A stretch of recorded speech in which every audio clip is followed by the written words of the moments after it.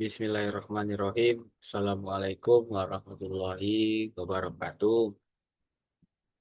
Alhamdulillahilladzi 'allamal insana ma lam ya'lam. Asyhadu an la ilaha illallah wahdahu la syarikalah wa asyhadu anna wa syaidana wa nabiyyana Muhammadan abduhu wa rasuluh. Allahumma sholli wa sallim wa barik ala sayyidina Muhammad wa ala alihi wa sahbihi ajmain. Perkenalkan, nama saya Raja Alfiansah dengan NIM 257038016. Saya akan presentasikan tentang mengenal 5 tipe agen kecerdasan buatan demi memenuhi tugas mata kuliah kecerdasan buatan di Prodi Teknik Informatika Universitas Sumatera Utara Medan. Yang saya hormati Pak Ade sekaligus dosen pengampu dan Ketua Prodi Magister Teknik Informatika. Nah, pendahuluan kecerdasan buatan atau Artificial Intelligence atau AI menjadi salah satu bidang paling berpengaruh dalam revolusi industri 4.0, yang dimana di balik hampir semua sistem AI, mulai dari chatbot, robot otonom, hingga rekomendasi film di Netflix, dan rekomendasi barang-barang produk di Shopee, Tokopedia, dan banyak-banyak lagi. Dan di sana terdapat sebuah entitas cerdas yang disebut sebagai agent AI atau agen AI.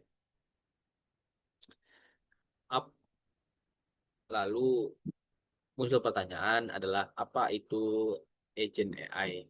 Nah, agent AI adalah entitas otonom yang dapat menerima input dari lingkungan atau menerima input melalui sensor ataupun data digital. Lalu yang kedua adalah memproses informasi tersebut untuk memahami situasi. Lalu yang ketiga adalah mengambil tindakan tertentu guna mencapai tujuan yang telah ditetapkan. Dengan kata lain, agent AI adalah otak atau brand di balik sistem cerdas. Mereka mengamati, berpikir, dan bertindak secara mandiri sesuai konteks. Mengapa agent AI penting? Dikarenakan tanpa agent, sistem AI hanyalah sekumpulan algoritma tanpa arah. Agent berfungsi sebagai pengambil keputusan yang menafsirkan dunia digital dan fisik, kemudian memilih tindakan terbaik secara efisien. Agen inilah yang memungkinkan sistem cerdas berfungsi secara otonom. Nah, struktur dasar agent AI secara umum, agen AI terdiri dari 3 komponen utama. Yang pertama adalah perception atau persepsi, yang dimana agen menerima data dari lingkungan melalui sensor atau input digital. Contohnya seperti kamera, mikrofon, ataupun data pengguna. Lalu yang kedua adalah processing atau pemrosesan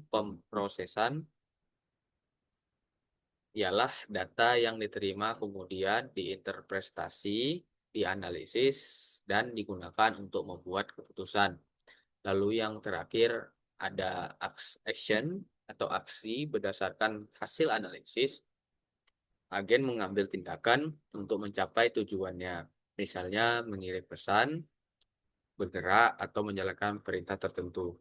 Lalu kita akan mengenal tipe agent yang pertama ialah agent refleks sederhana atau simple reflex agent.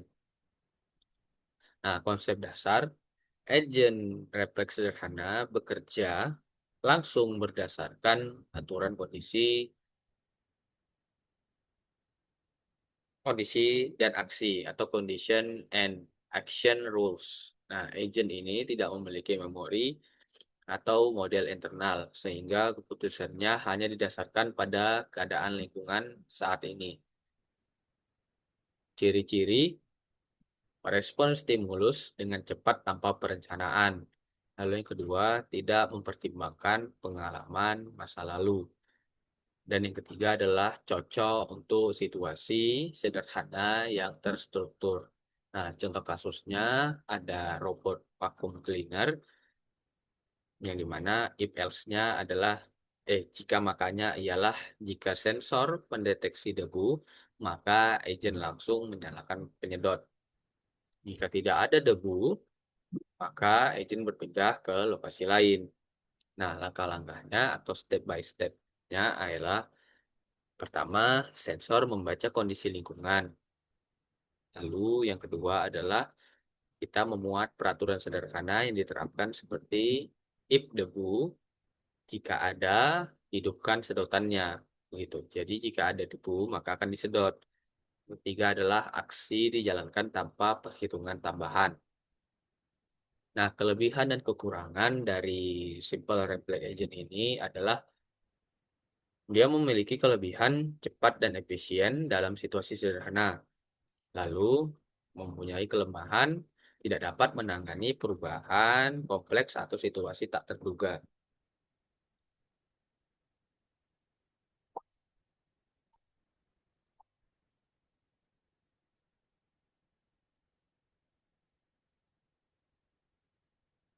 Lalu, ini adalah gambar dari Simple Agent Reflect yang akan saya jelaskan dimulai dari sensor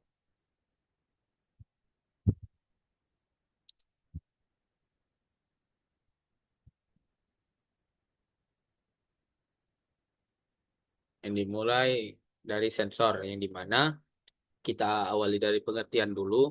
Simple Reflect Agent atau agen refleks sederhana adalah agen yang mengambil keputusan langsung berdasarkan kondisi saat ini tanpa mempertimbangkan riwayat masa lalu atau prediksi masa depan. Dengan kata lain, kalau kondisi ini terjadi, maka lakukan tindakan itu. Itu disebut sebagai aturan condition and action atau if then rules. Nah, penjelasan dari diagram yang saya tampakkan ini ialah dari environment. Environment itu adalah lingkungan yang merupakan dunia tempat agent berada. Lalu lingkungan memberikan input ke agent melalui sensor dan menerima output dari agent melalui aktuator. Nah, sensor membaca dan mendeteksi kondisi lingkungan saat ini. Contoh seperti kamera, radar, atau sensor jarak pada robot.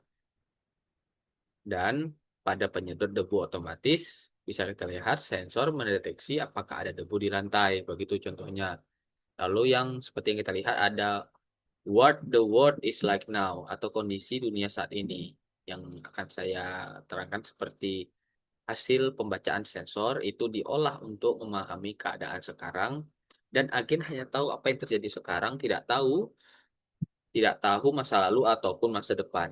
Nah, lalu di bawahnya ada condition action rules di mana itu adalah aturan kondisi dan aksi yang pasti menggunakan logika sederhana agent yang akan disimpan. Misalkan if ada debu, then dot.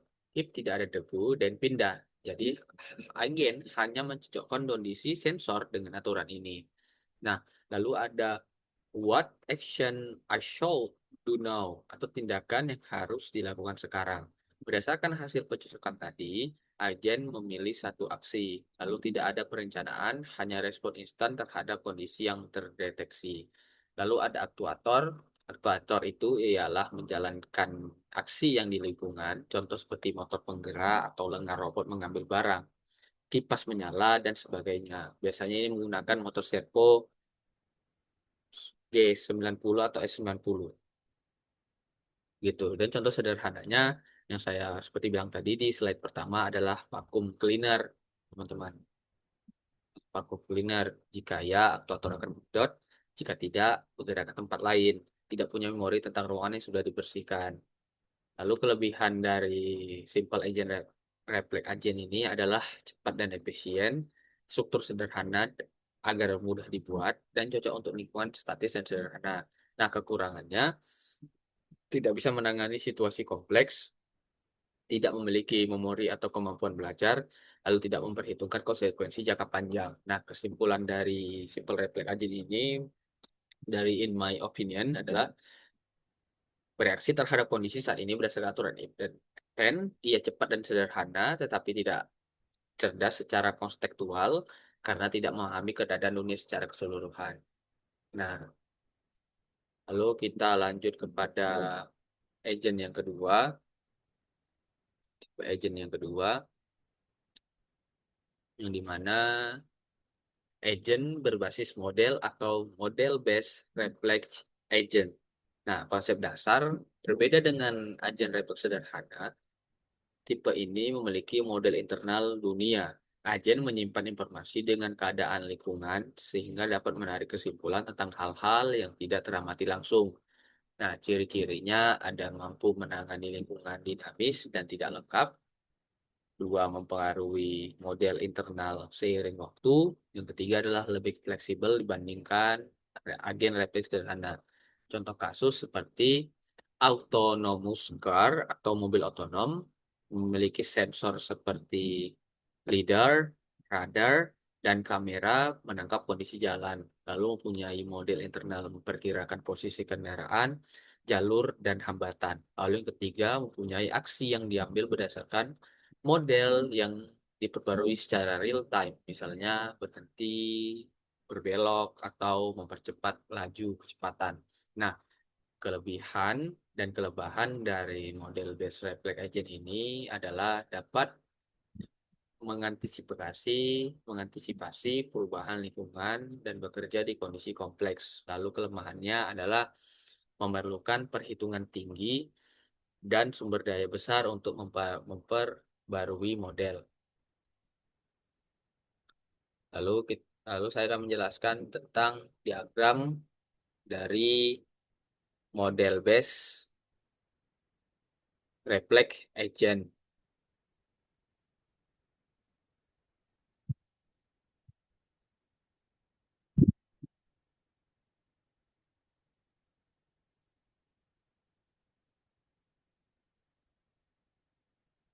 Pengertian dari model base reflex agent yang saya sebutkan tadi adalah agent yang tidak hanya bereaksi pada kondisi sensor saat ini, tapi ia juga menggunakan pengetahuan internal model tentang bagaimana dunia bekerja. Dengan kata lain, agent ini ingat dan mengerti sebagian dari kondisi dunia, bukan hanya melihat dan bereaksi.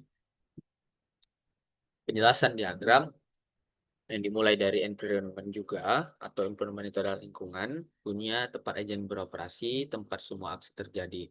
Lingkungan mengirim sinyal ke sensor dan menerima aksi dari aktuator. Nah, lalu ke sensor, sensor mendeteksi kondisi lingkungan saat ini. Namun data sensor bisa saja tidak lengkap atau tidak sempurna, sehingga agen perlu memperkirakan keadaan sebenarnya menggunakan model internalnya. Lalu ada what the world is like now atau kondisi dunia saat ini.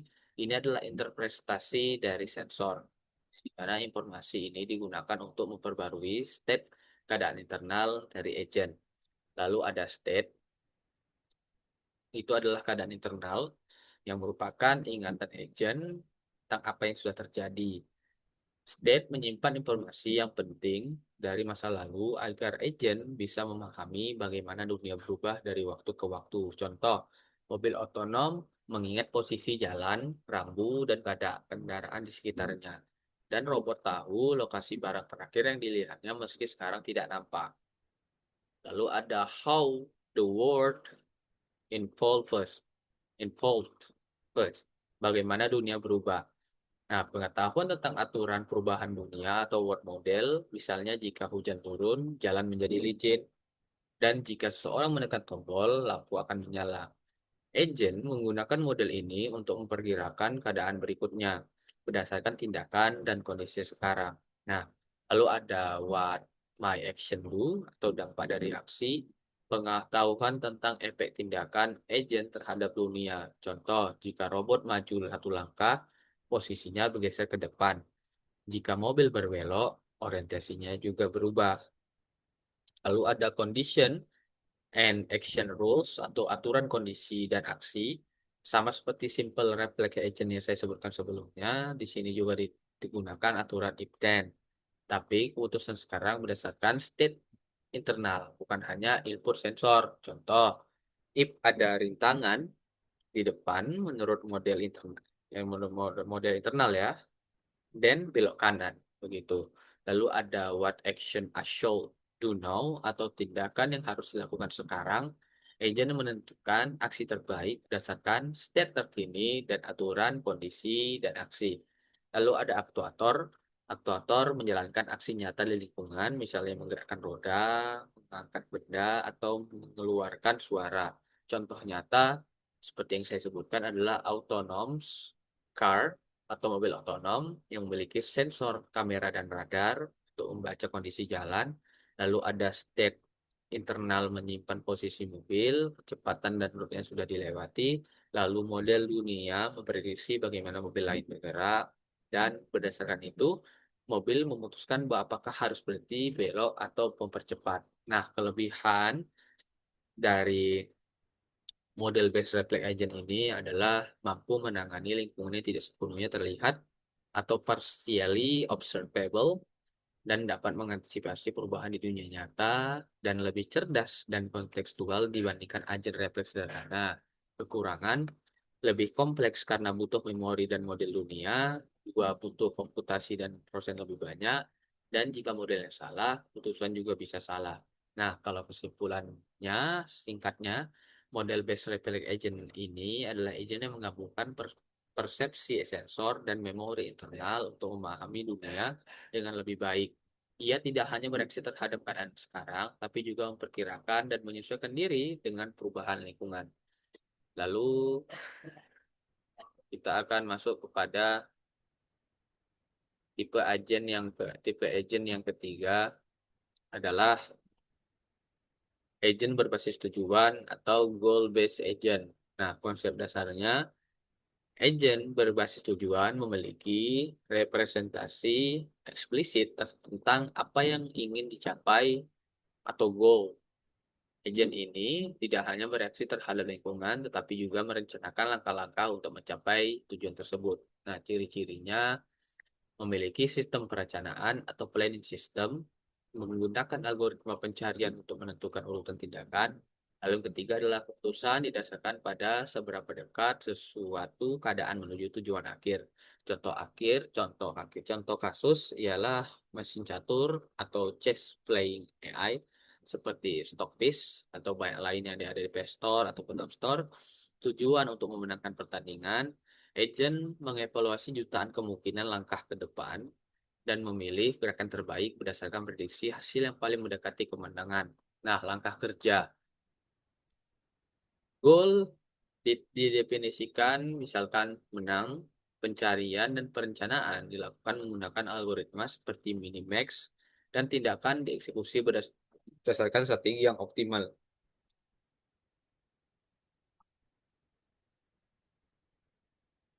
Kelebihan dan kelemahan. Kelebihan lebih adaptif dan cerdas, mampu merancang strategi jangka panjang. Lalu kelemahan, membutuhkan waktu, komputasi tinggi, dan tidak selalu efisien untuk lingkungan yang real time. Real time. Nah, ini adalah contoh dari diagram goal-based agent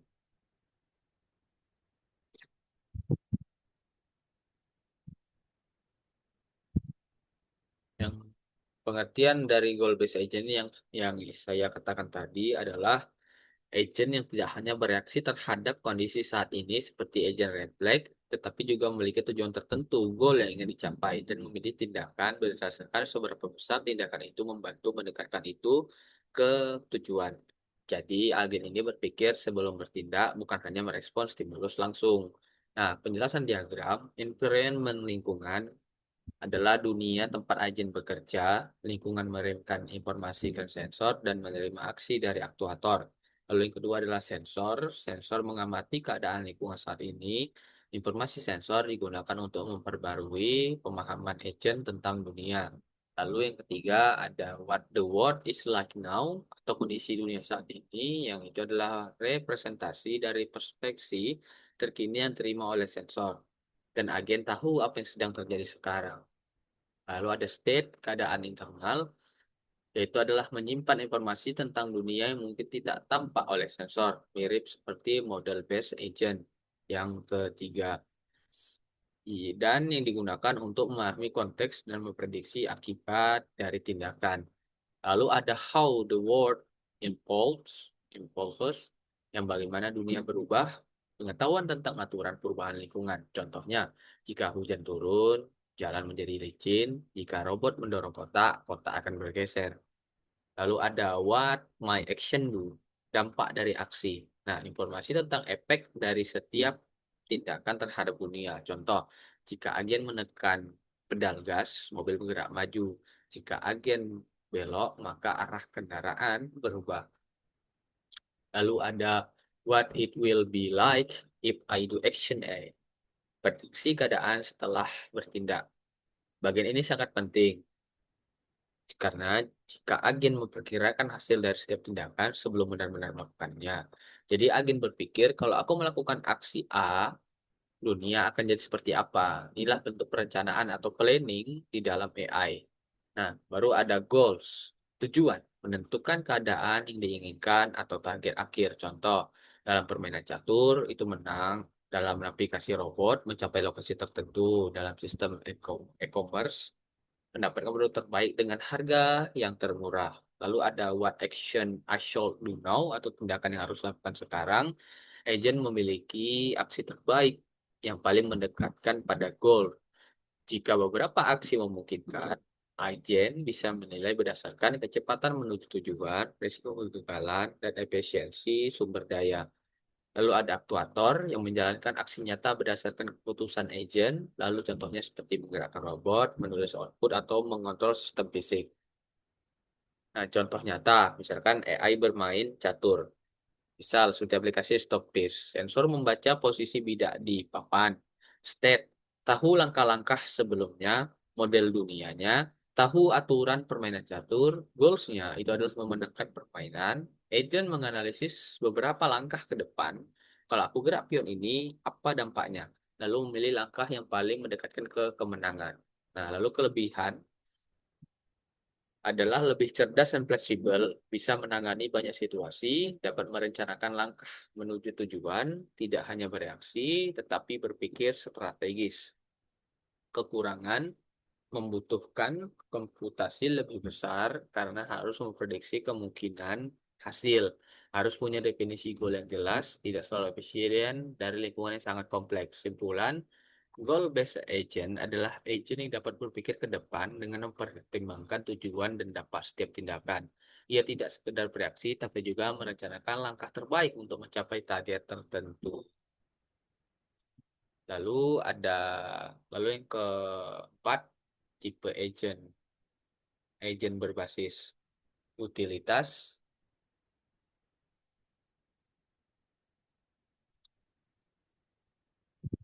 atau utility based agent. Konsep dasar agen utilitas tidak hanya berfokus pada pencapaian tujuan, tetapi juga mengukur seberapa baik hasil yang dicapai. Agen ini menggunakan fungsi utilitas, yaitu ukuran numerik terhadap tingkat kepuasan, efektivitas, atau keuntungan dari setiap keputusan. Ciri-ciri memilih tindakan dengan nilai utilitas tertinggi, mampu melakukan kompromi ketika kondisi ideal tidak tercapai, lalu mengoptimalkan kinerja jangka panjang. Contoh kasus seperti bot trading finansial atau financial trading bot. Tujuan memaksimalkan profit sambil meminimalkan resiko. Fungsi utilitas adalah profit sama dengan revenue kurang Rich. Jadi agen mementingkan keputusan buy, sell, atau dan hold, lalu memilih yang memberikan utilitas tertinggi. Kelebihan dan kelemahan. Kelebihan lebih realistis dan adaptif terhadap kondisi dunia nyata. Dan kelemahan sulit merumuskan fungsi utilitas yang sempurna dan sesuai etika.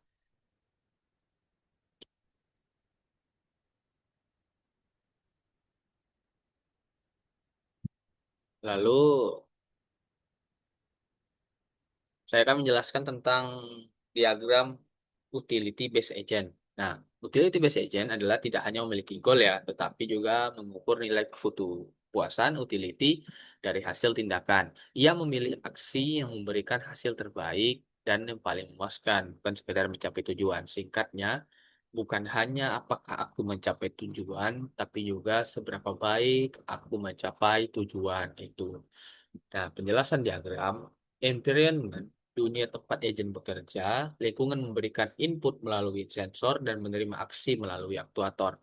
Nah, lalu ada sensor mengamati keadaan lingkungan saat ini seperti posisi, data visual, atau sinyal lain, dan data ini menjadi dasar bagi agen untuk mempengaruhi pemahamannya.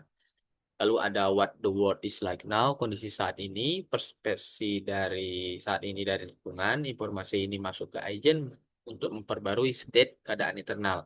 Lalu ada state keadaan internal, menyimpan representasi dari kondisi dunia berdasarkan informasi sensor dan pengalaman masa lalu. Membantu agent memahami konteks dan memprediksi hasil dari tindakan yang akan dilakukan. Baru ada how the world how the world evolves. Pengetahuan tentang cara dunia berubah dari satu keadaan ke keadaan lain. Misalnya, jika cuaca panas, tanaman cepat kering. Jika lampu dinyalakan, maka ruangan menjadi terang. Lalu ada what my action do, dampak dari aksi, pengetahuan tentang efek dari setiap tindakan agent. Contoh, jika mobil menekan rem, kecepatan berkurang. Jika sistem menaikkan harga, jumlah pembelian turun. Lalu ada what it will be like if I do action A. Prediksi keadaan setelah aksi. Agent memperkirakan apa yang akan terjadi jika mengambil tindakan tertentu. Misalnya, kalau aku melakukan tindakan E, dunia akan seperti apa. Lalu utility, nilai kepuasan. Nah, bagian ini yang membedakan utility based agent dari goal based agent. Agent mengevaluasi seberapa baik hasil yang dicapai dalam bentuk nilai utilitas atau utility value. Contoh, dalam sistem finansial, keuntungan dan risiko. Dalam navigasi robot, jarak tercepat plus keselamatan yang tinggi. Lalu dalam rekomendasi film, seberapa puas pengguna dengan film yang dipilih. Lalu ada how happy I will be in such a state. Yang itu adalah seberapa bahagia aku di keadaan itu. Agent menghitung nilai kepuasan dari keadaan yang diprediksi. Nilai ini bisa berupa angka, semakin tinggi nilainya, semakin disukailah oleh agen. Lalu ada what action I should I do. What action I should do now? Tindakan yang harus dilakukan sekarang. Agent memilih aksi dengan nilai utilitas tertinggi, yang artinya agent akan bertindak bukan hanya agar berhasil, tapi agar hasilnya paling optimal dan menguntungkan. Lalu ada aktuator, yaitu adalah melakukan aksi nyata ke lingkungan sesuai keputusan agent, misalnya bergerak, mengeluarkan output, atau mengubah variabel sistem. Contoh nyata, buat trading saham, sensornya ialah membaca harga pasar dan tren. Lalu model dua dunianya atau state tahu bagaimana harga naik, turun, tergantung permintaan. Lalu ada goals, memperoleh keuntungan. Lalu ada utility, menghitung profit yang dikurangi risiko. Lalu agent memilih strategi yang memberi profit paling tinggi dengan risiko paling rendah. Kelebihan, mampu menangani situasi dengan banyak pilihan hasil atau multi goal dan dapat menyimbangkan risiko dan manfaat dan lebih realistis untuk keputusan dunia nyata. Kekurangan membutuhkan fungsi utilitas yang dirancang dengan baik, sulit untuk mengukur kepuasan dalam bentuk angka di semua konteks, lalu lebih berat secara komputasi karena banyak perhitungan nilai. Kesimpulannya, utility based agent adalah agent yang tidak hanya ingin mencapai tujuan, tetapi juga ingin mencapai hasil terbaik dan memuaskan. Ini Ia mengevaluasi setiap kemungkinan aksi dengan menghitung nilai utilitas atau utility value, lalu memilih yang memberikan hasil optimal. Lalu, tipe agen yang terakhir adalah learning agent atau agen pembelajar. Nah, konsep dasarnya adalah agen pembelajar adalah agen yang dapat belajar dari pengalaman masa lalu dan meningkatkan kinerjanya dari waktu ke waktu. Ia mampu beradaptasi terhadap perubahan lingkungan tanpa pemrograman ulang. Ciri-ciri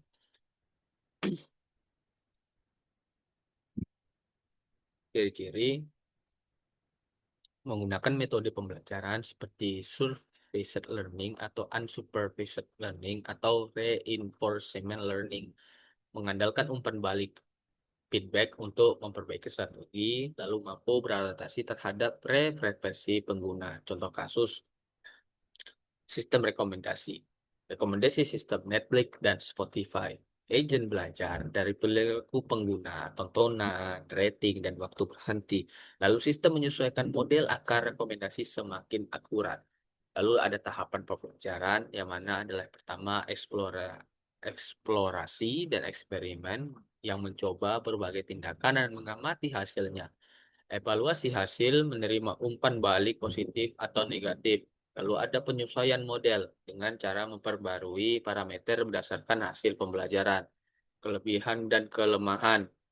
Kelebihan adalah adaptif, mampu berkembang tanpa batas, dan meningkatkan efisiensi seiring waktu. Lalu kelemahan adalah rentan terhadap bias data dan kesalahan generalisasi. Nah, lalu ada perbandingan antar tipe agent. Tipe agent ada 5, yaitu adalah agent refleks sederhana, agent model based, agent berbasis tujuan atau based goals, lalu ada agent berbasis utilitas atau utilitas based agent, lalu ada learning agent atau agent yang pembelajar.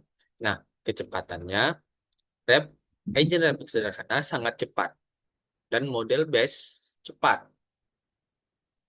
Makin dan agent berbasis tujuan atau goal itu sangat lambat. Lambat, bukan sangat lambat. Lalu ada agent berbasis utilitas, sedang. Lalu ada agent learning. Learning agent bervariasi, tergantung agentnya mempelajari apa. Lalu ada fleksibilitas, refleks sederhana. Agent refleks sederhana itu rendah. Agent model base sedang. Agent berbasis tujuan itu tinggi. Agent berbasis utilitas sangat tinggi. Dan agent pembelajar itu adaptif, beradaptasi dengan agentnya, agent belajarnya. Lalu memori, agent refleks sederhana itu minimal atau kecil, agent model base sedang, agent berbasis tujuan tinggi, agent berbasis utilitas tinggi, agent learning agent sangat tinggi.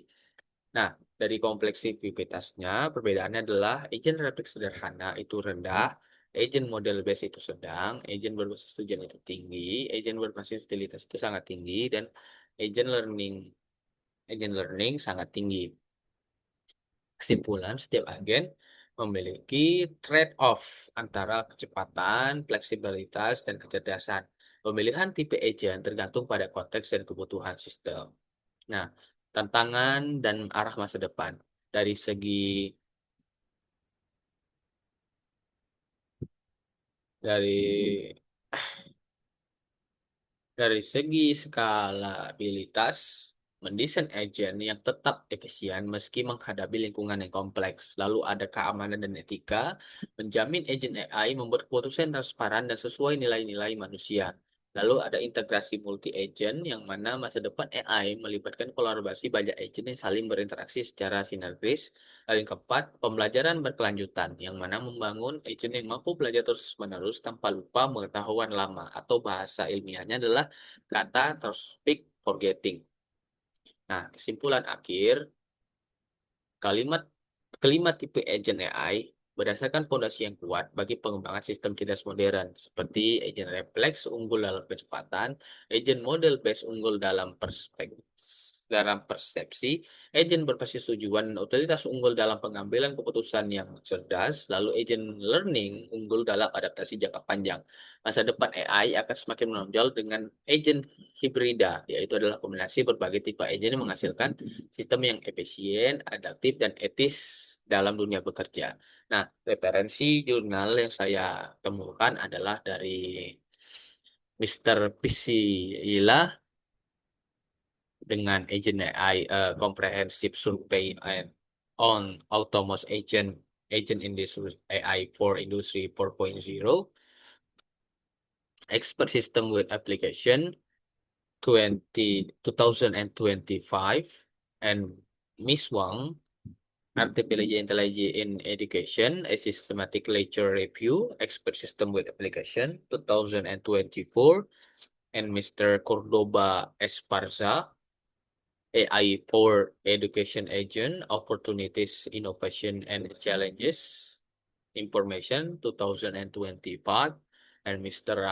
Ramirez and Mr. Puentes Asparel, Artificial Intelligence and in Education, Unlocking the Perfect Synergy for Learning Education Process, International Journal 2024, and Mr. Nedugadi, Navigasi Artificial and General, Intelligence Development, Societal, Technological, Ethical, and Brain-Inspired Pathway, Scientific Reports 2025, and Mr. Yam, a review of artificial intelligence algorithm and robots through the lens of management, Journal of Management 2025. And the last number, DASI, the Internet of AI Agent, the new frontier in network and distributed intelligence, International Journal of Intelligence System 2025. Sekian, terima kasih. Kalau ada kesalahan mohon dimaafkan. Tak ada gading yang tak retak, retaknya menjadi ukiran. Tak ada lautan yang tak berombak, ombaknya menjadi hiasan. Tak ada manusia yang tak salah, salahnya mohon dimaafkan. Billahi taufiq wal hidayah. Assalamualaikum warahmatullahi wabarakatuh.